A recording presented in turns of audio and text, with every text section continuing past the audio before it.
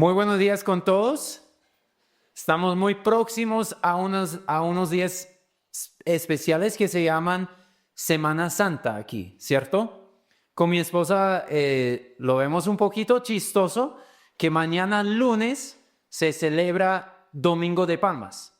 O por lo menos así leemos que mañana es festivo por Domingo de Ramas. Y entonces, pero mañana es lunes.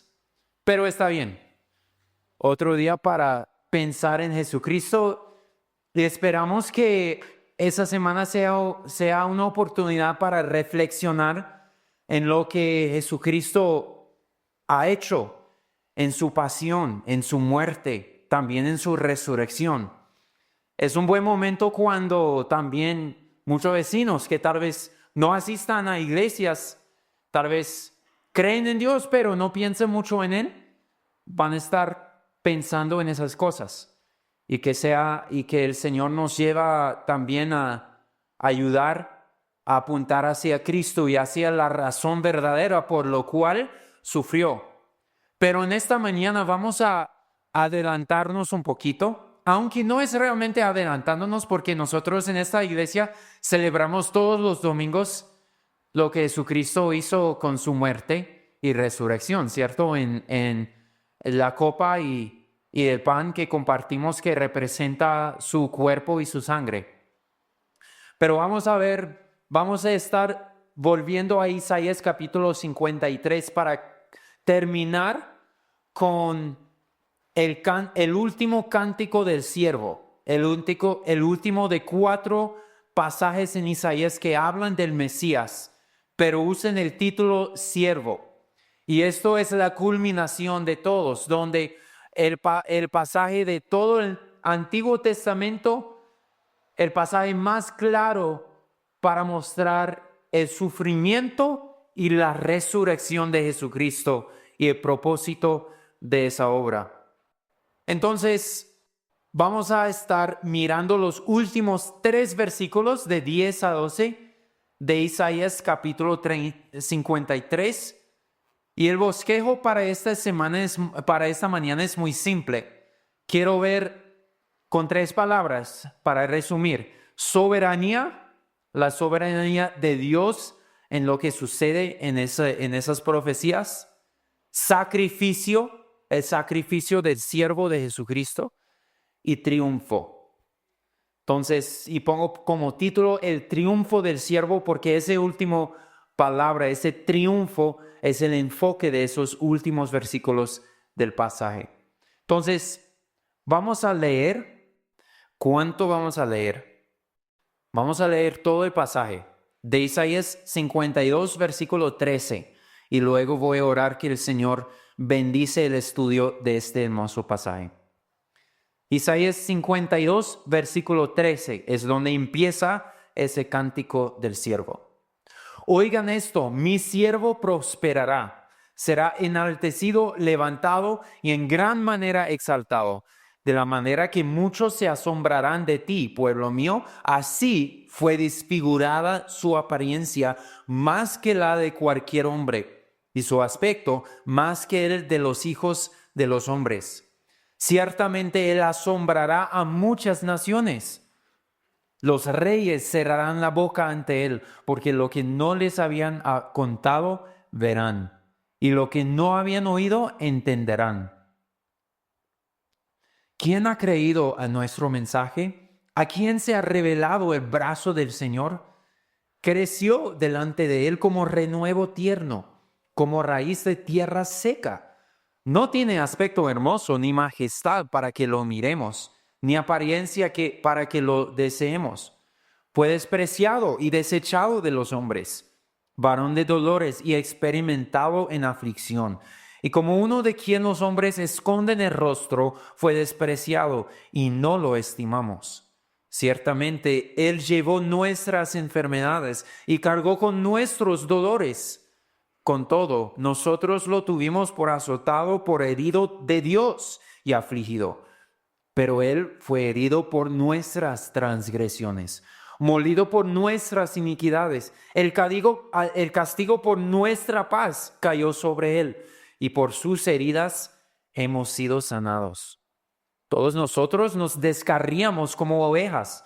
Nos apartamos cada cual por su camino, pero el Señor hizo que cayera sobre él la iniquidad de todos nosotros. Fue oprimido y afligido, pero no abrió su boca. Como cordero que es llevado al matadero, y como oveja que ante sus trasquiladores permanece muda, él no abrió su boca. Por opresión y juicio fue quitado. Y en cuanto a su generación, ¿quién tuvo en cuenta que él fuera cortado de la tierra de los vivientes por la transgresión de mi pueblo, a quien correspondía la herida? Se dispuso con los impíos su sepultura, pero con los ricos fue en su muerte, aunque no había hecho violencia ni había engaño en su boca. Pero quiso el Señor quebrantarlo, sometiéndolo a padecimiento.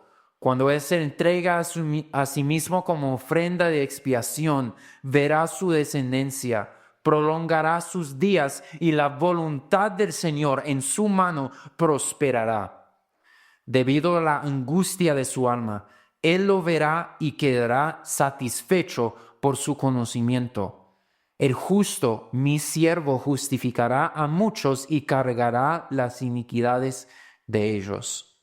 Por tanto, yo le daré parte con los grandes y con los fuertes repartirá despojos, porque derramó su alma hasta la muerte. Y con los transgresores fue contado. Llevó el pecado de muchos e intercedió por los transgresores. Gracias, Dios, por en tus planes, en tus deseos, tú enviaste a tu Hijo. Tú preparaste ese plan, preparaste esa misión para tu Hijo que no podríamos ni imaginar, pero tú lo llevaste a cabo por nosotros, por todos los que creen en Él, los que somos salvos, los que tú has renovado, lo que tú has llevado a conocer a Jesucristo. Gracias, Señor. Enséñanos entonces para que nos asombremos y gloriamos en Él y adoramos a Él nuevamente. En el nombre de Jesucristo. Amén. Entonces empezamos con esta palabra soberanía. Lo veo en esas dos frases que están en color de oro. La semana pasada consideramos el mayor abuso de justicia que jamás hubiera existido o jamás haya existido. Versículo 7 decía que fue oprimido y afligido, pero no abrió su boca. Podría haberse defendido muy bien, pero ni siquiera abrió su boca y fue condenado. En versículo 8, según Jason puso el título, la indiferencia absoluta, y compartió que al ser condenado injustamente se lo llevaron. Y es más, en versículo 9, aunque era inocente, Jason nos compartió de que la humillación lo persiguió hasta el sepulcro. Eso fue como hace 2 semanas, exactamente. ¿Quién era responsable de esa terrible infama de injusticia? En versículos 3 y 4 muestra que nosotros presumimos que era por sus propias fallas que estaba sufriendo. Dice que nosotros lo tuvimos por azotado, por herido por Dios y afligido, como si él merecía eso y Dios estaba castigándolo por sus propios pecados, pero no. Luego podríamos decir que las personas que entregaron a Jesús, que lo condenaron y lo mataron, asesinaron, ellos fueron los responsables. De alguna forma sí eran responsables por sus acciones, pero no realmente estaban detrás de esos sucesos. Versículo 5 más bien dice que Él fue herido por nuestras transgresiones y molido por nuestras iniquidades. Entonces todos nosotros somos responsables en cierto sentido por su sufrimiento y su muerte. Fue nuestro pecado lo que causó eso, podríamos decir. pero sin embargo, eso no realmente fue la causa. La mano humana no fue realmente lo que coordinó esta grave injusticia, sino ¿cuál fue? ¿Qué dice la primera frase? Después de mostrar todo esta escena muy difícil de imaginar, sorprendente, una grave injusticia, dice, pero quiso el Señor quebrantarlo. El mismo Dios, perfectamente justo, el mismo Dios que no puede mentir ni hacer injusticia, el Dios de amor perfecto y eterno, que más que nada desde la eternidad, Padre, Hijo y Espíritu Santo viven en una relación perfecta de amor. Y sabes, es más, el mismo Dios que prometió a este mismo siervo en Isaías 42, versículo 6, te sostendré por la mano y por ti velaré. Así dijo Dios a este siervo, pero ahora dice, quiso el Señor quebrantarlo. Y eso es la ironía más tremenda de toda la Escritura, que Dios entregara a su propio Hijo y lo condenara sin haber hecho nada incorrecto, nada malo, ningún pecado, sino por el pecado de la humanidad. Él quiso quebrar y hacer padecer a ese siervo. ¿Y por qué? Bueno, vamos a considerar el por qué en los siguientes puntos de sacrificio y de triunfo. Pero antes de ver el por qué, quiero contemplar, meditar, simplemente sentir el peso de que Dios en su soberanía quiso eso. El sufrimiento del siervo fue parte del plan soberano de Dios. Y en eso se puede hacer una pequeña comparación, aunque nuestros sufrimientos realmente no se comparan con el de siervo, pero también el sufrimiento puede ser parte de un plan de un Dios bueno y amoroso. Y a veces resentimos eso, ¿cierto? A veces llegamos a resentir que Dios permite sufrimiento en la vida. Yo en la verdad he sufrido un poco comparado con este siervo, pero también comparado con muchas personas en el mundo. Pero he sentido, por ejemplo, cuando tengo reacciones alérgicas al maní, a veces es bien pesado. Y a veces en ese momento como que, pero solo es que comí algo que era contaminado. ¿Cómo es que me pase eso? Y me duele y es difícil. Estoy como llorando al Señor. Pero a veces Dios permite eso en su plan soberano. Algunos, como posiblemente Charles Darwin, llegan a resentir tanto a Dios por ver el sufrimiento que llegan a pensar, ¿será que realmente Dios no existe? O pueden pensar que si Dios existe, yo no quiero nada que ver con Él.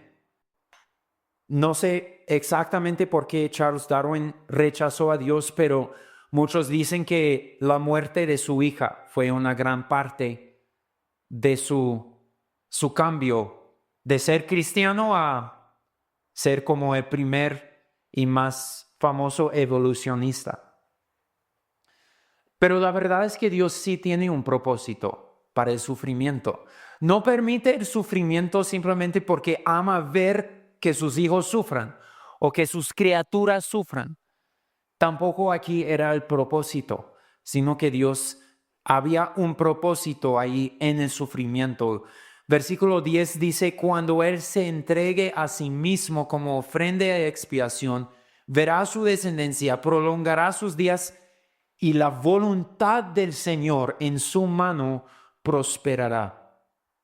La voluntad del Señor prosperó o iba a prosperarse, porque Isaías lo escribió antes del cumplimiento en Jesucristo, en este siervo que se cumple en Jesucristo. Mira estos versículos que son de la boca de Jesucristo, quien cumple todo ese pasaje perfectamente.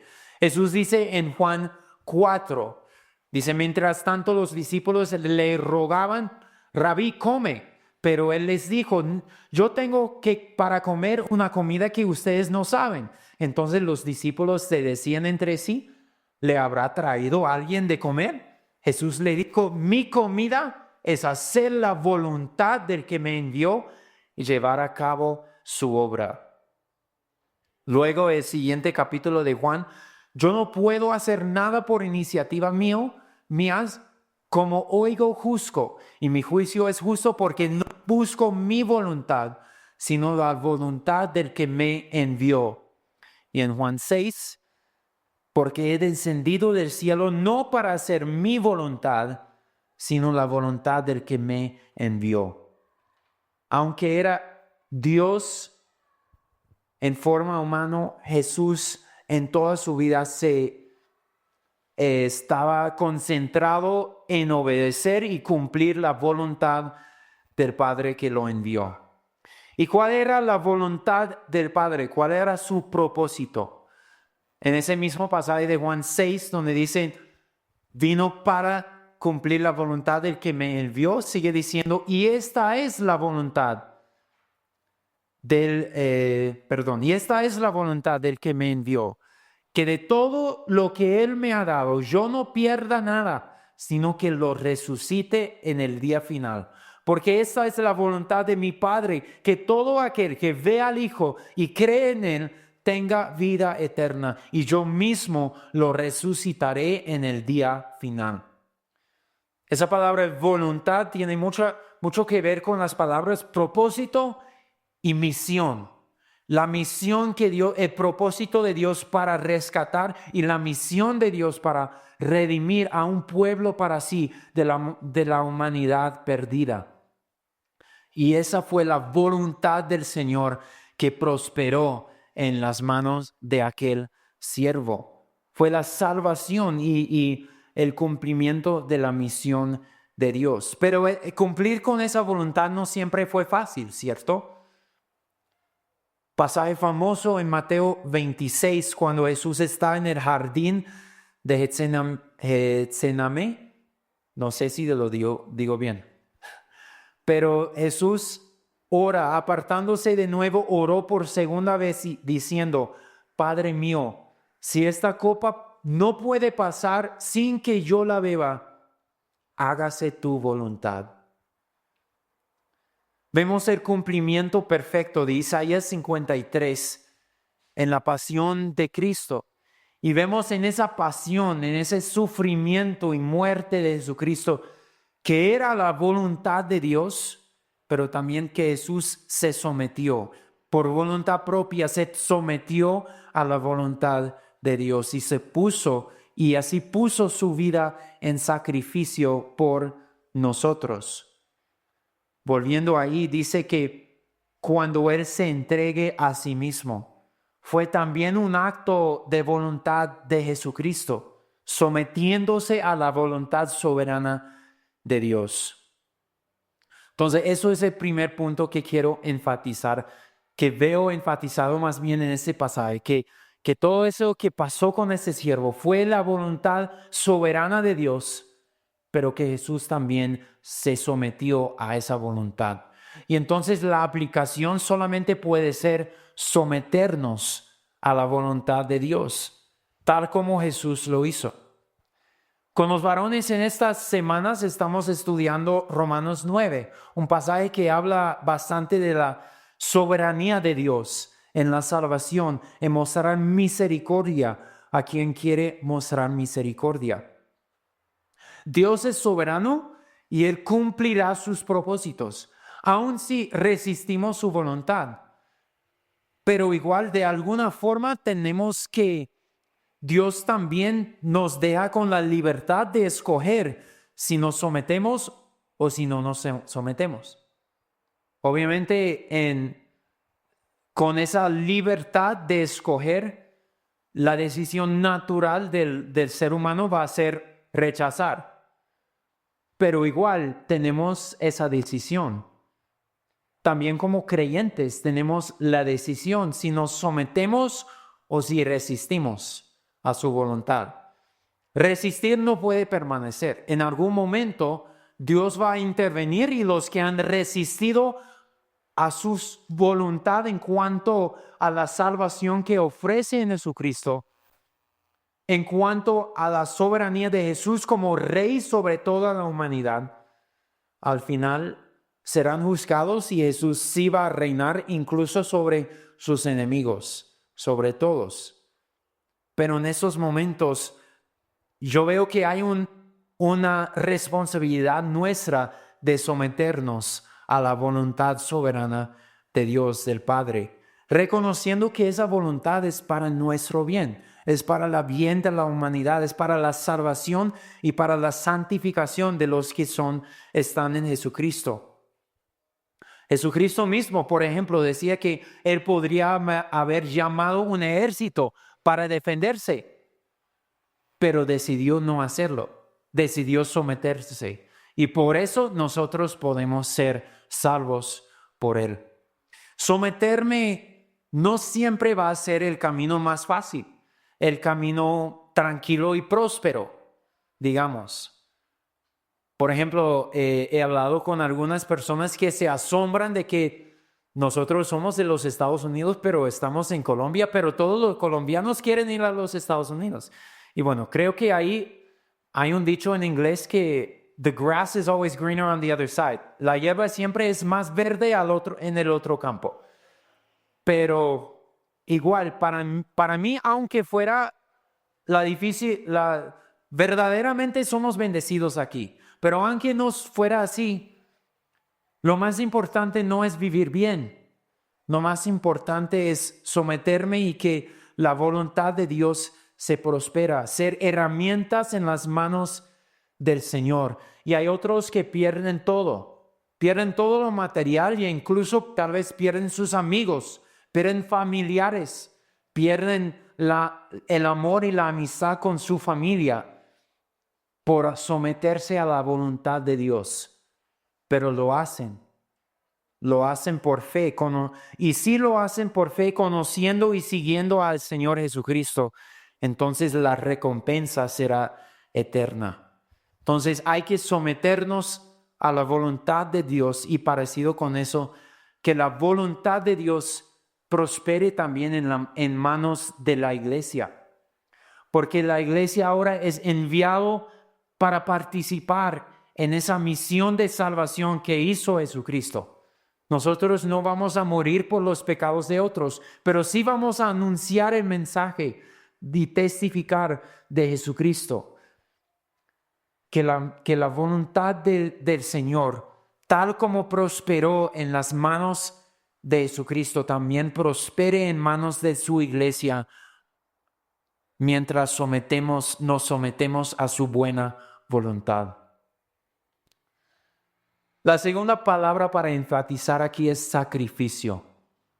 No aparece la misma palabra sacrificio, pero sí aparece este concepto en varios versículos de este pasaje. Versículo 10, donde dice, cuando Él se entregue a sí mismo como ofrenda de expiación. Versículo 11 dice que cargará las iniquidades de ellos.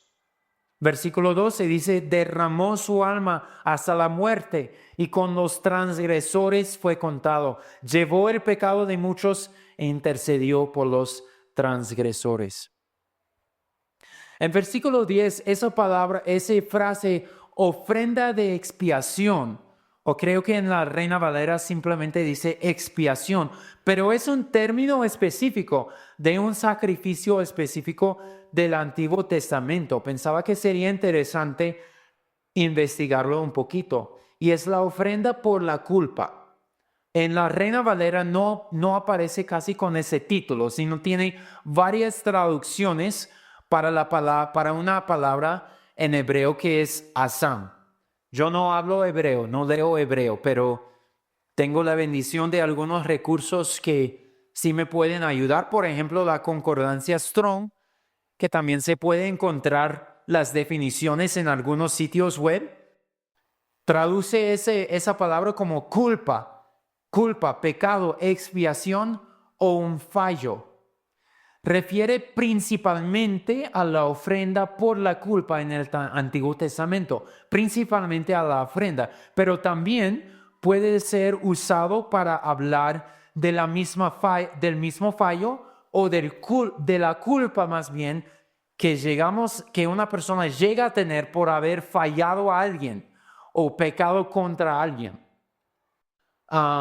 Esta ofrenda particular fue requerido para fallos particulares. Por ejemplo, en Levítico 5 y 6, si toca cualquier cosa inmunda o si peca inadvertidamente en las cosas del Señor, o si roba o estafa a otra persona. Y entonces, diferentes cosas específicas por las cuales como que hay un fallo y debe algo y tiene que hacer una ofrenda por la culpa. Me parece que esta ofrenda tiene dos aspectos, por lo que leo. Uno es restituir por el daño hecho y el otro es expiar por la ofensa. Como que yo debo algo porque robé algo y debo restaurarlo. Y es un aspecto, pero el otro aspecto es que por robar hay una ofensa contra esa persona, pero también una ofensa contra Dios. Entonces tengo que restituir a la persona, pero también hacer una ofrenda a Dios. Y esa ofrenda se llamaría ofrenda por la culpa. Es esa palabra asam. ¿Qué más tenemos aquí? De una enciclopedia de la Biblia dice que era un tipo especial de ofrenda por el pecado que se requería siempre que a alguien se le hubiera negado lo que le correspondía por derecho. Ahora, pensamos en qué tiene que ver eso con la humanidad y por qué Jesús tuvo que ser ese tipo de ofrenda. Nosotros somos inmundos. No solamente tocamos cosas inmundas, sino somos inmundos por el pecado. Nosotros hemos negado a Dios lo que Él merece, la adoración y la devoción que Él merece. Nosotros somos criaturas suyas y Él merece merece nuestro todo. Somos culpables con una deuda y también una ofensa contra Dios que nosotros no podemos cancelar. Imagínate que te prestas el carro de alguien y llegas no estás prestando atención, estás mirando tu celular y llegas a estrellarte contra otro vehículo. Y un vehículo de lujo. Y llegas también a herir a unas personas que estaban en ese vehículo. Digamos que también ese vehículo estaba sin SOAT. Y entonces no tienes con qué pagar. Tienes una deuda, pero también una ofensa. Has hecho algo grave y fue tu culpa. Nosotros estamos en esa posición y no tenemos con qué pagar a Dios, con qué cancelar esa deuda o con qué satisfacer la ofensa y restaurarnos al favor de Dios. Y por lo tanto, solo Jesucristo puede ser nuestro sustituto. ¿Y cómo lo hizo? ¿Cómo fue nuestro sustituto para cancelar esa deuda y esa ofensa?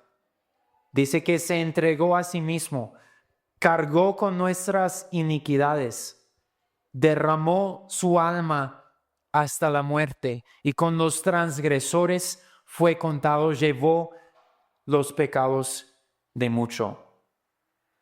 Nuestra culpa no solamente era algo material. Hemos cometido traición contra el Dios soberano del universo. Hemos menospreciado y pisoteado su honor. Hemos sido envueltos y convertidos en inmundicia. Debemos el alma y una eternidad no sería lo suficiente para pagar esa deuda. No alcanzaría a satisfacerlo, pero Él llevó el pecado de muchos. intercedió por los transgresores. Y mira otra vez que Él mismo se ofrece, se entregó a sí mismo. Es como literalmente las palabras pueden significar entregó, su alma se entregó como ofrenda de expiación. Cargará con las iniquidades, derramó su alma, por decisión propia se ofreció por nosotros. Cuando miramos eso y contemplamos el sacrificio de este siervo, tal vez realmente no nos sorprende tanto porque, otra vez, eso es algo que celebramos todas las semanas, pero debería sorprendernos. En el tiempo de Isaías, eso fue como la primera vez que se anunció claramente que el Mesías tendría que morir, sufrir y morir por pecados de otros. Hubiera sido una tremenda sorpresa para Isaías mismo y mucho más para los que leían este pasaje. Debería también sorprendernos ver que Dios envió su propio Hijo para cargar con nuestros pecados y debería también llevarnos a adorar. Estos pasajes, estos versículos, cuando miraban a Jesucristo y entendían lo que Jesús había hecho, los escritores del Nuevo Testamento tomaban estas frases y atesoraban a esas verdades, incluían a estas frases en las cartas de Pablo, de Pedro, en los escritos del Nuevo Testamento. Por ejemplo, en 1 de Pedro 2, versículo 24, Pedro dice, Él mismo llevó nuestros pecados en su cuerpo sobre la cruz, a fin de que muramos al pecado y vivamos a la justicia, porque por sus heridas fueron ustedes sanados. Y esa última frase creo que viene de versículo 4 de Isaías 53 también. Capítulo 13 de 1 de Pedro también dice, porque también Cristo murió por los pecados una sola vez, el justo por los injustos, para llevarnos a Dios, muerto en la carne, pero vivificado en el Espíritu.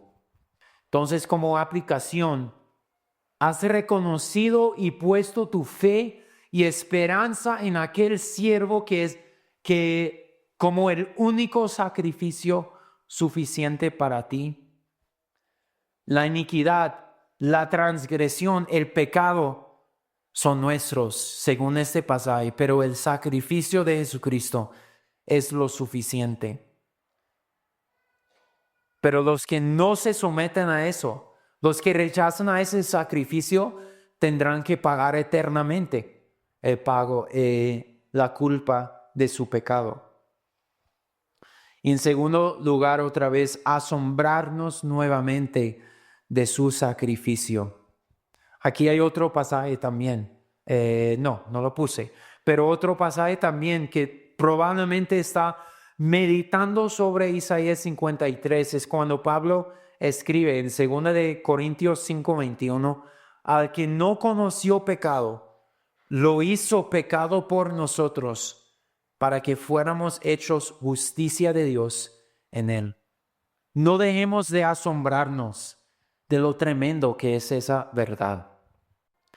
Terminamos con el triunfo de Jesucristo, y eso es, o del siervo, y eso es el enfoque principal de estos versículos.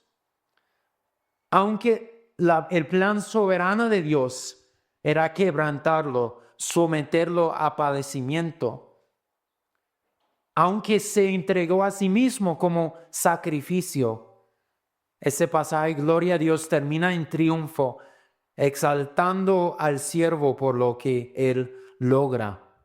Quiero meditar en 3 aspectos o observar 3 aspectos de su triunfo en este pasaje. Y el primero es la resurrección.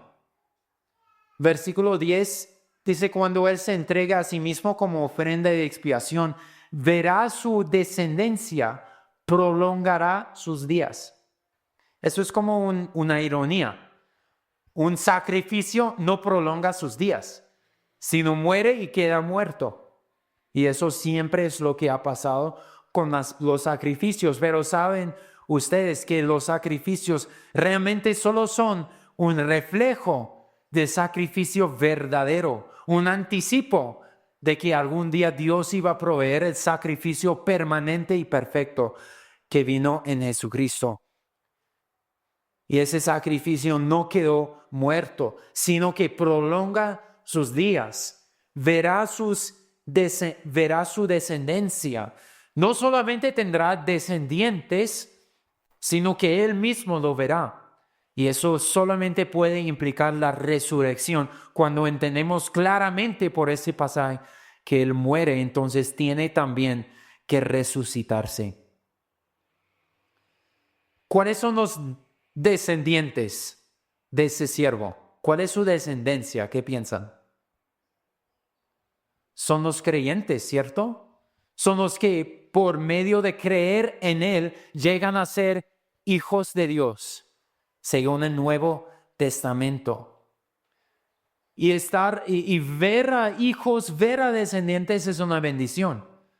Bueno, también ver a los abuelos es una bendición. Nosotros ahorita tenemos la bendición de tener a mi suegra con nosotros y yo creo que ella también se siente bendecida de poder estar con Luca y Benaya y poder verlos y pasar tiempo con ellos y disfruta estar con los nietos. Y vemos aquí que este siervo verá su descendencia.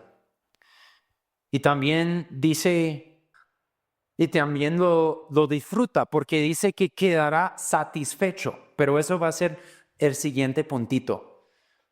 Juan 12, no sé si lo puse en la pantalla o no lo puse.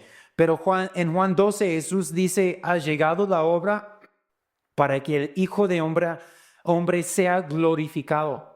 En verdad les digo que si el grano de trigo no cae en la tierra y muere, se queda solo.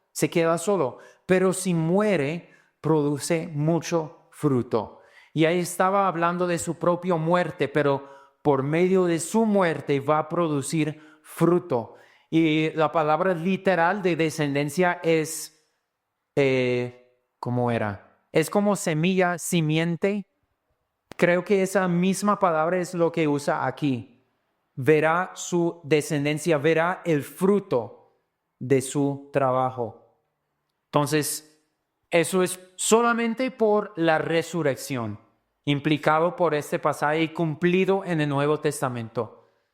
Segundo aspecto que veo aquí es la grandeza de su triunfo. 3 veces en este pasaje usa esta palabra muchos.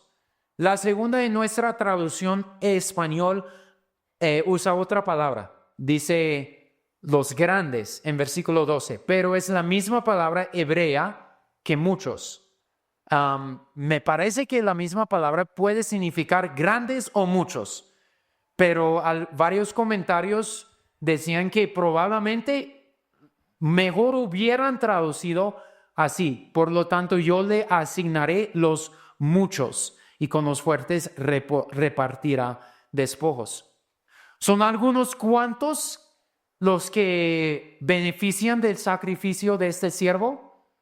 Son solamente una pequeña minoría los que son rescatados por su redención. En esta palabra en estos versículos usa la palabra muchos. Son muchos los que son justificados por el siervo. Son muchos los que benefician porque Él llevó el pecado de ellos. Y eso me acuerda de una visión al final en Apocalipsis 7, donde dice, después de este miré y vi una gran multitud que nadie podía contar, de todas las naciones, tribus, pueblos y lenguas, de pie delante del trono y delante del Cordero, vestidos con vestiduras blancas y con palmas en las manos, clamaban a gran voz, la salvación pertenece a nuestro Dios, que está sentado en el trono y al Cordero. Uno de los ancianos habló y decía esto en versículo 14, estos son los que vienen de la gran tribulación y han lavado sus vestiduras y las han emblanquecido en la sangre del Cordero. Entonces, según algunas maneras de interpretar esos versículos, estos son solamente los que salen de un tiempo de 7 años que se llama la gran tribulación, y sin embargo son una gran multitud que nadie puede contar. Hoy en día hay billones de personas que confiesan a Jesucristo como Salvador.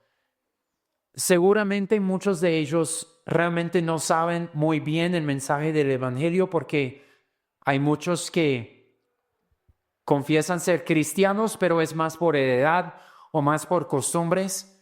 Pero aún así, mínimo hay cientos de millones de personas hoy en día que son creyentes en Jesucristo, salvados de su sangre, más que cualquier persona naturalmente podría contar.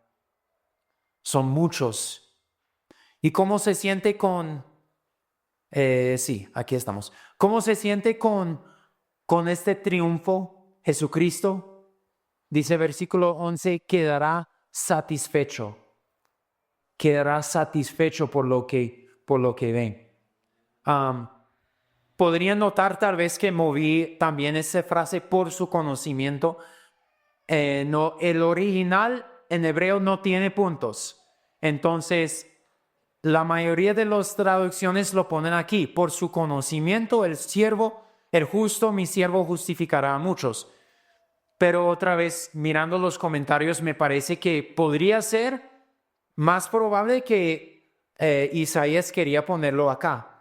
Quedará satisfecho por su conocimiento cuando ve la obra que Él hace. Si eres creyente, Jesús está satisfecho por tenerte en su reino. A veces sentimos que Dios está frustrado. Le pesa que yo todavía tengo tantos fallos, tantos fracasos. Y es cierto que necesitamos crecer mucho. Pero eso es tremendo para mí. Que Jesús no llega al final y mira lo que ha hecho y dice que, bueno, tal vez no valió la pena, sino que queda satisfecha y se goza por las personas, regocija por la iglesia que he comprado por su sangre, regocija por cada uno de ustedes que forma parte de esa iglesia, parte de su pueblo. Entonces vemos la resurrección, vemos la grandeza de su triunfo y de los que son afectados por ello. Y también vemos la gloria del Redentor. Y eso repite algo que fue al principio de este pasaje. Y el primer versículo del cántico, Isaías 52:13, dice, oigan esto, mi siervo prosperará, será enaltecido, levantado y en gran manera exaltado. Y ahora en el último versículo toma de nuevo esta verdad, la exaltación y la gloria del siervo, y lo expresa en una forma militar. Una forma de un general o un rey que ha vencido y ahora está tomando el botín, está dividiendo los despojos de la victoria. En la Reina Valera, el versículo 12 empieza, por tanto, yo daré parte con los grandes. Pero la palabra con puede ser traducido también de. Yo daré parte de los grandes, o es decir, yo le daré los grandes o los muchos, como esa palabra también es muchos, o más bien, yo le asignaré los muchos. Como que la ganancia del rey o del general victorioso es que ahora gobierna sobre un pueblo sometido, el pueblo conquistado. Entonces le asignaré los muchos, y son las personas que son rescatados por él. Pero una pregunta, ¿de dónde normalmente salen los despojos de la guerra? ¿Del rey o del pueblo conquistado? Normalmente el rey quita los bienes del pueblo para sí. Pero aquí es diferente. Aquí Jesucristo recibe el pueblo como ganancia por su victoria, pero en la segunda línea, Él reparte los despojos. Él comparte con ese pueblo que Él ha recibido. Comparte los honores y las ganancias y la gloria de su victoria con el pueblo suyo.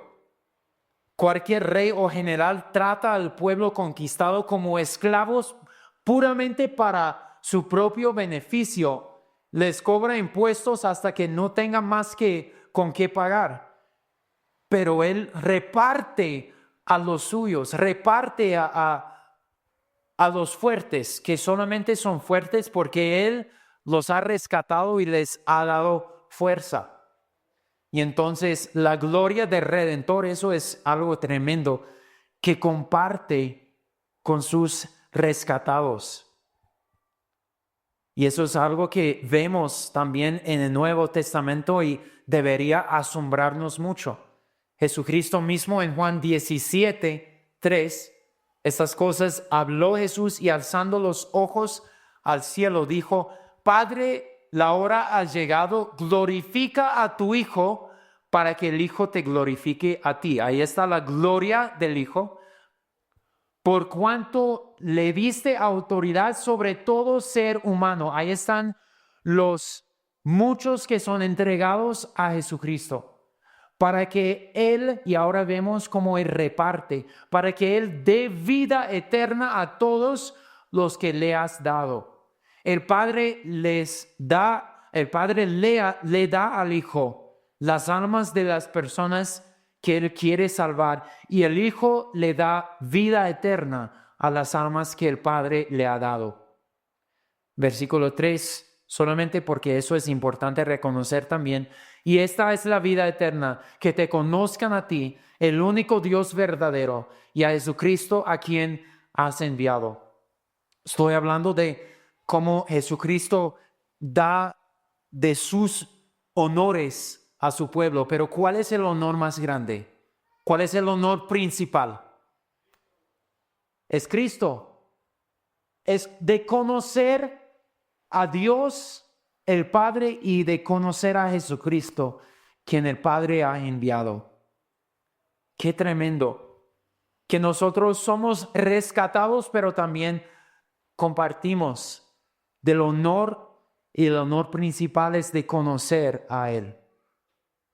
¿Cómo aplicamos estas verdades?